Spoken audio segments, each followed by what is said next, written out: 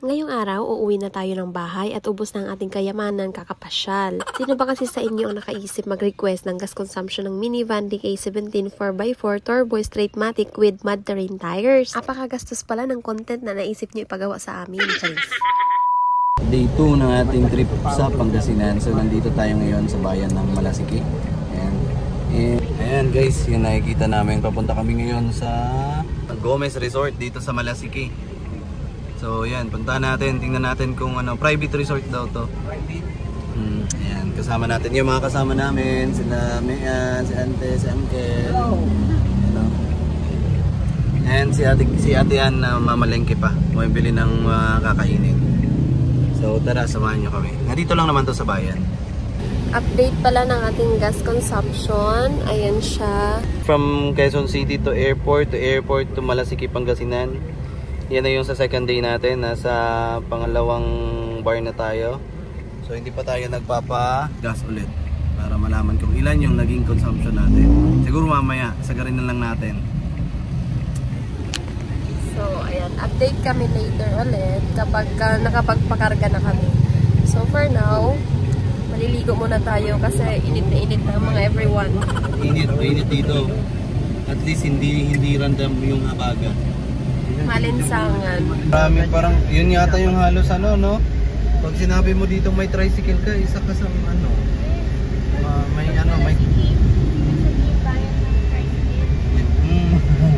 lahat na halos ng pamilya may tricycle.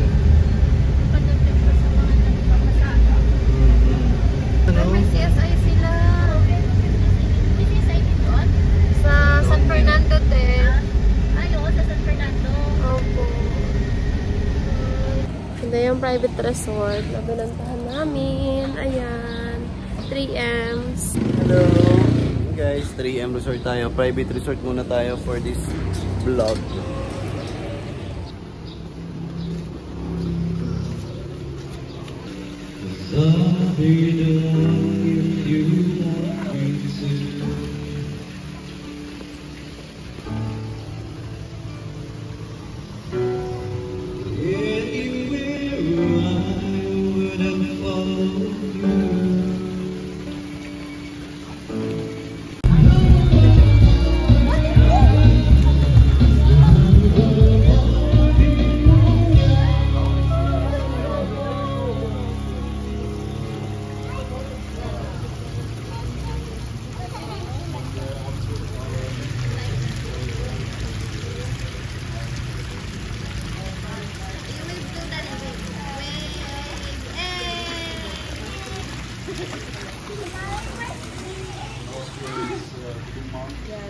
July and August.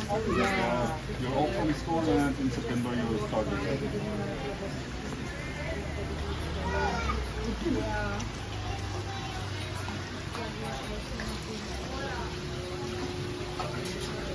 Yung mga punong abala. Yung mga punong abala. Isi sa kanilang talong, inihaw, may shrimp. Yan naman, no? Ang rosy yan, no? Mayroon pang linuto doon, magwan.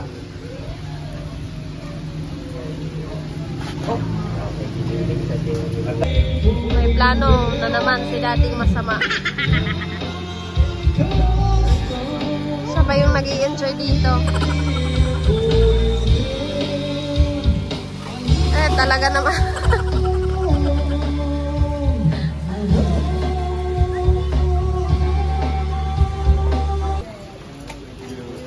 Time to eat na guys. Kumakain na tayo dito sa In Austria, but it's only one time in summer, one day in summer. Wala niya akong plato. Wow, ang laki ng braso ko.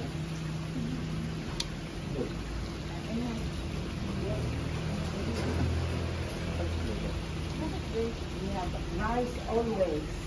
Yes, say hi. This is a video guys. Hi all of you. Send to Ate Romelia. Busog-lusog daw sila. Yung mga pagkain. Yung tayong kanin, pineapple on stick. Sinaglaw. Ginilo yung hot dogs. Kain lang. The one with the cheese. Ano niya?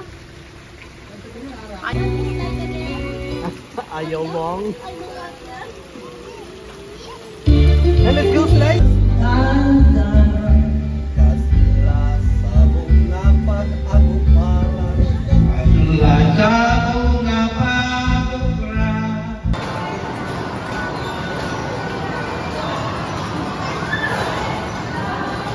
Ride the train.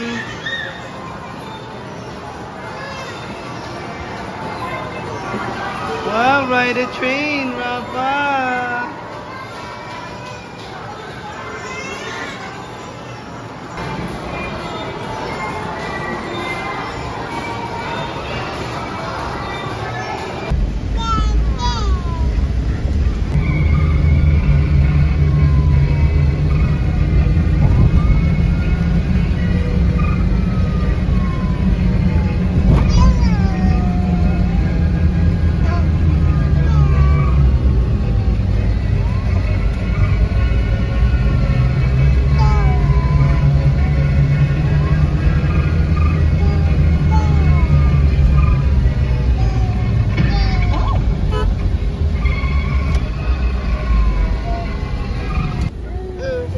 Bye-bye! Lista kami!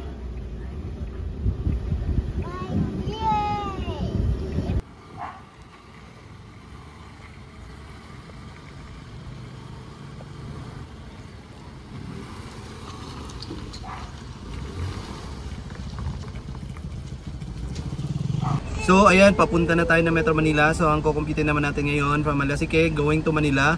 And wala kaming masyadong laman ngayon. So tingnan natin kung ilan yung gas consumption naman natin. Pagpapapul tank tayo pag uwi natin doon. The same ang pinakarga namin. The same siya. 95 octane.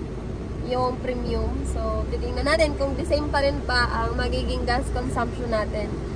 Na ngayon wala na tayong karga sa likod. Naka-twinning kami ngayon. Buhay minivan. Isa buhay minivan. Exclusive. Tara, samahan nyo kami. Lilipat na yan sila sa likod. Tara, bye-bye. Hi everyone. Dito pa tayo sa Tiplex. Ano to? Papunta ng Rosales. Ayan. Entering Tarlac pa pala. Hindi pa pala Tarlac City. Ano to? Going to Tarlac and then Tiplex, guys. Magbibiya Carmen ulit tayo. Papuntang Tiplex. So, samahan nyo kami. So, nandito tayo ngayon mga guys sa Carmen exit going to Manila. Nasa Tiplex na tayo. So, pasok tayo dyan and then going back to Manila na tayo. So, Silakwachi from Pangasinan going back to Manila.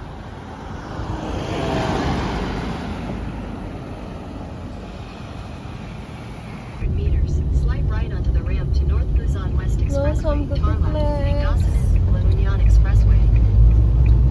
Tarlac, Pangasinan, La Union Expressway. So yun daw yung Tiplex, guys. First toll Tiplex. First toll. So nandito tayo sa pit stop ng Tiplex. First pit stop ulit. And dito tayo sa Oliver's Coffee. Saktong sakto. Oliver's Coffee.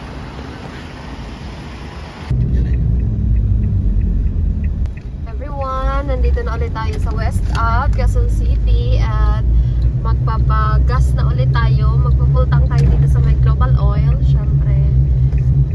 Tapos, ito yung updated natin from Pangasinan. Yan yung nabawas. So, hindi pa tayo nakalahati. Ito, dito tayo magbe-base kung ilan talaga ang gas consumption ng expressway version. So, ayan. Ang ipapakarga natin ay premium pa din, 95 octane. So, i-open mo natin. Ayan po. Automatic? Yung kuna isang ganun. Kuya, yung isang ganun lang nga, yung mahina lang. Sige po. Start zero po.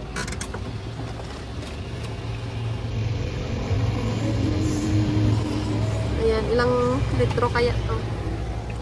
So, dito natin malalaman Yan, yung ating odometer ay nag-end tayo ng 53 or 5,396.6. Kita nyo, 5,396.6. So, tingnan natin kung ilan ang ating magiging gas.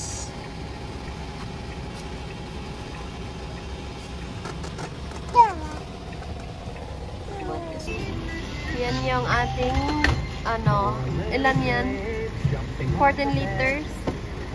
14.65. Nasa 769. Yun yung... So, it's 14.65 liters. Ang ating gas consumption from Malasiki, Pangasinan to here at West Avenue, Quezon City.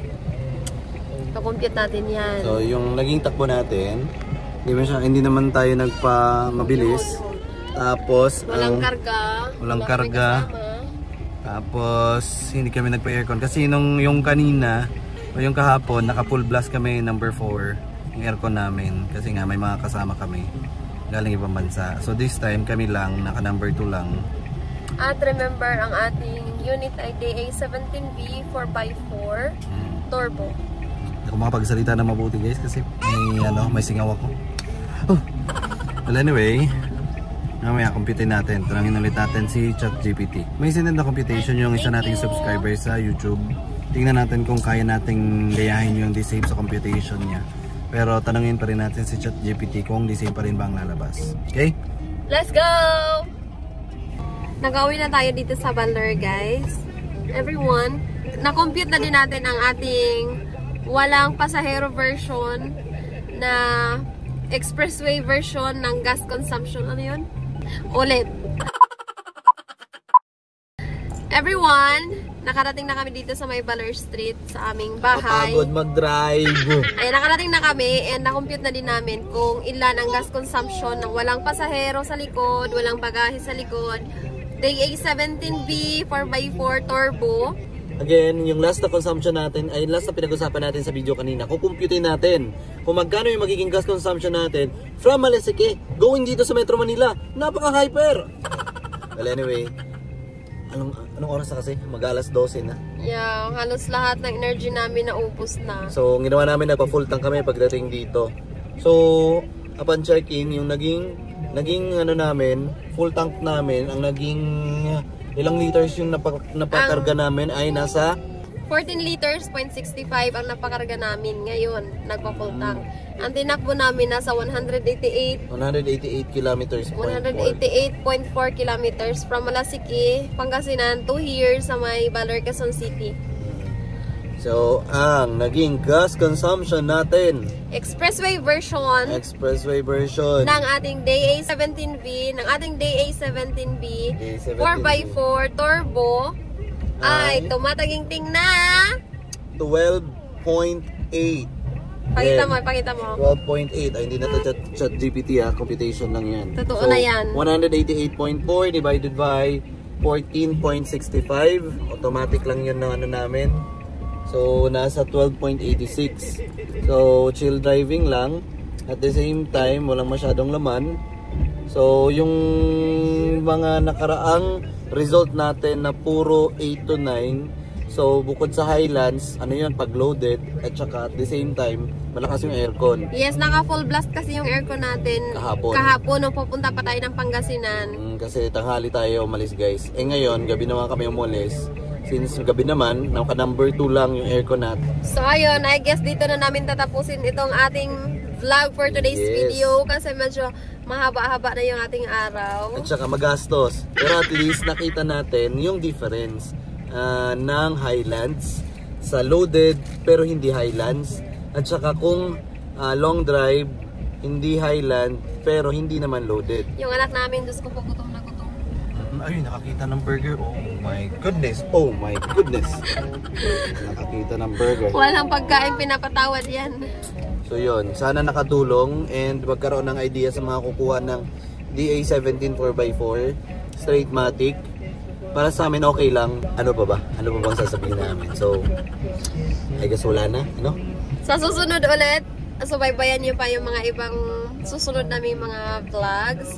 At marami pa kaming mga ibibigay. Sa mga nag-inquire din pala ng DA17 or ng mga minivans dyan. Sige, try natin makatulong sa inyo. Try natin maghanap ng mga unit na pwedeng yung mapuntahan. Yeah. Para hindi na kayo mahirapan maghanap, no? Kindly PM us in our FB page, Canales Family. So, hanggang dito na lang muna. Please like and subscribe to our YouTube channel, Canales Family, and to our FB page, Canales Family. Gutom na din si Daddy. So, Ako. see you next time, everyone. Thank you for watching. I love you all.